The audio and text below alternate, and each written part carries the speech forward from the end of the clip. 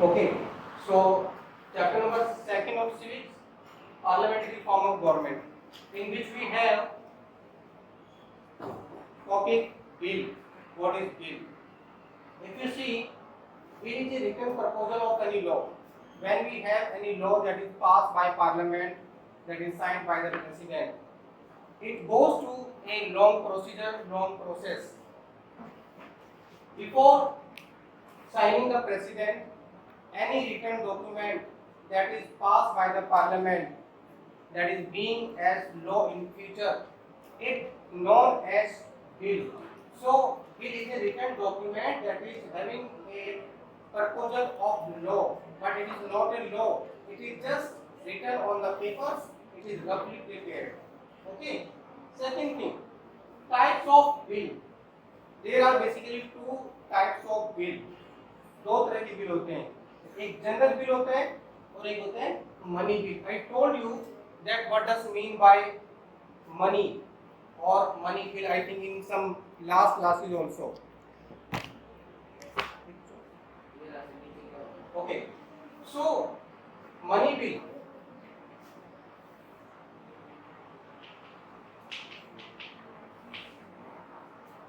that is related to money. ध्यान से सुनना है. That is related to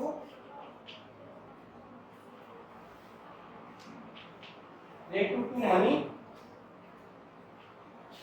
taxes or revenue. Revenue means earning of government. How government will manage money for the nation, to run the country, to run the system, to provide the basic facilities to the people in country. There are some new taxes to be introduced, some taxes should be reduced, some fines will be introduced. Okay, so what will be the sources of revenue of government? नए tax लगाना है, पुराने tax को खत्म करना है, इसी tax को बढ़ाना है, फाइन बढ़ाना है.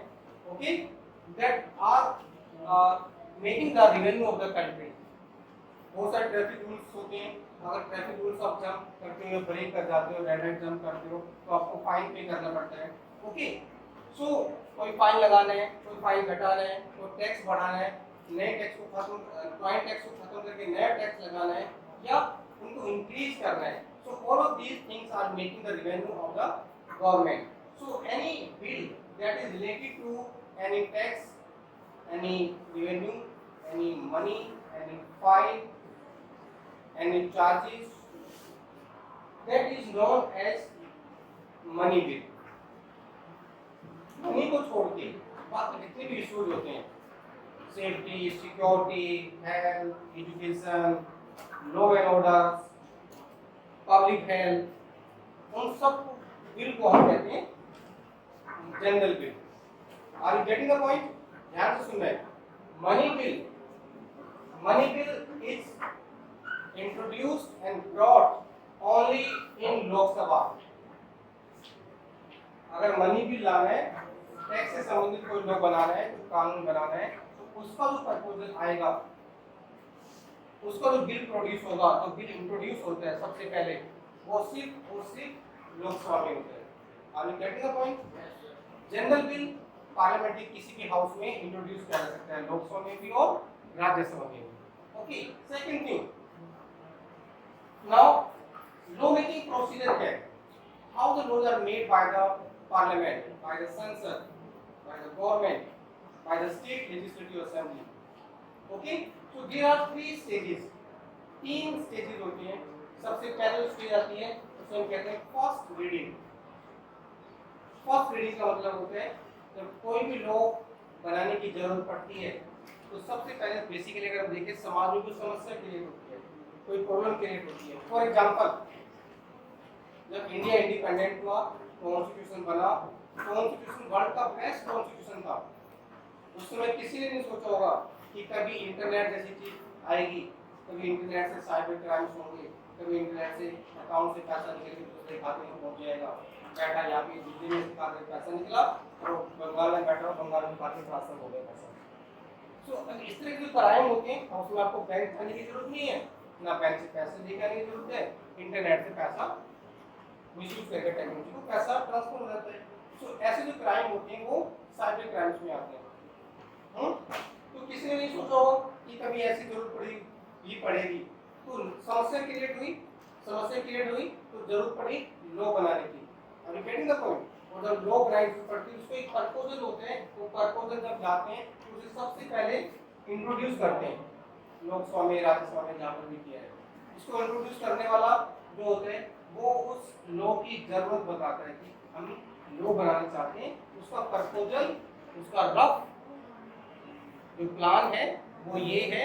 और उस फर्स्ट रीडिंग के दौरान यानी जब वो हाउस में प्रोड्यूस किया जाता है तो उसके उद्देश्य क्या है, ऑब्जेक्टिव्स क्या है उस लॉ को बनाने की, जरूरत क्या है, क्या नीड्स हैं, क्या फायदे होंगे, उससे सोसाइटी को क्या फायदा होने वाला है। ओके, तो उसको इंट्रोड्यूस किया जाता है, उसके फायदे बताए जाते हैं, रीडिंग करके सबको समझाया जाता है, एक्सप्लेन किया जाता है। उसके बाद इतना काम होने के बाद ये प्रपोजल जाता है सेकंड रीडिंग में। अब सेकंड रीडिंग में बेसिकली क्या होता है, you can come to the second point, discussion in light of the public opinion. देखो जब भी कोई लॉ बनता है ना, जब बिल आता है तो उसके बाद में मीडिया में आ जाता है, newspaper, magazines, articles, net, internet सब पे आ जाता है ना। पब्लिक उसके बारे में पढ़ती है, सुनती है, समझती है, जिसको प्रॉब्लम होती है वो शोर शराबा भी करते हैं, जिसको फायदा होता है उनको अच्छा लगता है। फॉर एग्जाम्पल एक लॉ बनता है कि भी जो रोड साइड पे जो सब्जी सामान बेचने वाले होते हैं उनको हटाया जाए, उनसे ट्रैफिक जाम होता है। तो जो गाड़ी लेके निकलते हैं उनको फायदा होगा, रोड खुला मिले, गाड़ी ट्रक से निकल जाएगी। ओके, और जो बेचारे फुटपाथ पे सामान बेच के मुश्किल से अपनी फैमिली को रन करते हैं, उनकी तो लाइफ डिस्टर्ब हो जाएगी, मीन्स ऑफ लिवलीहुड छिन जाएगा उनसे, वो बेचारे नई जगह ढूंढनी पड़ेगी, तो वो नाराज होंगे। तो मीडिया में सब कुछ आ जाता है, तो लोग बनता है तो कि ये इससे लोग खुश हैं या इससे नाराज हैं। तो पब्लिक ओपिनियन निकल के आ जाता है सामने। तो पब्लिक ओपिनियन क्या है, उस लॉ को लाने के टाइम में, सॉरी बिल को लाने के टाइम में, तो उस पब्लिक ओपिनियन को भी ध्यान में रख के डिस्कशन होता है। Are you getting the point in parliament. इसके बाद उसको रिपोर्ट्स बनाई जाती हैं, रिपोर्ट्स भी बनती हैं। इसके साथ साथ एक पार्लियामेंट्री कमेटी होती है, इसको सिलेक्टिंग कमेटी कहते हैं। उस प्रपोजल ऑफ लॉ को हम उस सिलेक्टिंग कमेटी के पास भेजते हैं, उस पर डिस्कशन करने के लिए, उस पर स्टडी करने के लिए, उसकी अच्छाई और बुराई समझने के लिए, उसके फायदे और नुकसान क्या हो सकते हैं। ओके, तो सिलेक्टिंग कमेटी के पास भेजा जाता है। Are you getting the point. और उसके बाद उस लॉ के अंदर जो खास बातें हैं, क्लोज समझते हो, पार्ट वाइज, क्लोज वाइज उस पे वोटिंग होती है। ये बीच में एक क्लोज है तो इसमें ये अच्छा है बुरा है, इसको एक्सेप्ट करना चाहिए नहीं करना चाहिए, इसकी वोटिंग होती है कि ये रखना चाहिए इस लॉ में, इस एक्ट में या इस बिल में एक्सेप्ट किया जाए या नहीं किया जाए। तो क्लोज बाय क्लोज उस पे वोटिंग भी होती है। Are you getting the point. अब उसके बाद इतना होने के बाद ये जो बिल होता है it goes to now third reading, एक तीसरे स्टेज में जाता है। देखो लॉ बनाना आसान नहीं है, ऐसा नहीं कुछ ही मन में आया लॉ बना के पास करके वोट डाल के सब प्रेसिडेंट साइन करा दे दिया, नहीं। उस लॉ को बनाने से पहले वेल डिस्कशन होता है, उसकी अच्छाइयाँ बुराइयाँ फायदे नुकसान, और अगर लॉ बना दिया सारे सिटीजन उसके खिलाफ हो गए, दंगा फसाद शोर शराबा, तो उसके आउटकम्स क्या होंगे, उसके कंसिक्वेंसेस क्या होंगे, उसका रिजल्ट क्या निकलेगा, पब्लिक में क्या उसका इफेक्ट जाएगा, तो सारी चीजें डिस्कशन करने के बाद वो बनता है, ऐसे नहीं। तो थर्ड रीडिंग में जाता है। अब थर्ड रीडिंग में क्या होता है, उससे ब्रीफ डिस्कशन होते हैं। ब्रीफ डिस्कशन भाई मोटे तौर पर हमने कर लिया ना सबके साथ इंडिविजुअली बैठ के, और उस पर एक ब्रीफ डिस्कशन और होता है, शॉर्ट डिस्कशन। जब इवन फाइनल फिर से इस पे डिस्कशन करेंगे, कुछ चीज़ छुट्टी तो नहीं है, कुछ चीज़ ऐड तो नहीं करनी है, या कोई चीज़ बहुत जरूरी तो छूट गई है, या कोई इसका गलत इम्पैक्ट तो नहीं निकलेगा, तो ब्रीफ डिस्कशन होता है। Are you getting the point. उसके बाद ब्रीफ डिस्कशन होने के बाद उस पे आर्गुमेंट्स भी होती हैं, तो उसके खिलाफ है पक्ष में है, तो अपनी आर्गुमेंट भी देते हैं। आर्गुमेंट्स का मतलब बहस नहीं होता है, यूजलेस बहस की बात नहीं कर रहे हैं, रीजनेबल होनी चाहिए, लॉजिकल होनी चाहिए, इफेक्टिव होनी चाहिए, करेक्टिव होनी चाहिए। करेक्टिव का मतलब क्या है कि अभी भी अगर कुछ कमी रह गई है तो उस पे आर्गुमेंट करके उसको सुधारा जा सकता है फाइनल लॉ बनने से पहले ताकि बाद में उसका इफेक्ट पॉजिटिव हो, नेगेटिव इफेक्ट ना हो उस चीज का। Are you getting the point? उसके बाद उस पर उसके फेवर में या उसके अगेंस्ट वोटिंग का टाइम आता है, वोटिंग कराई जाती है कि अभी लॉ बनना चाहिए, एक्ट बनेगा या नहीं बनेगा, it's up to you now.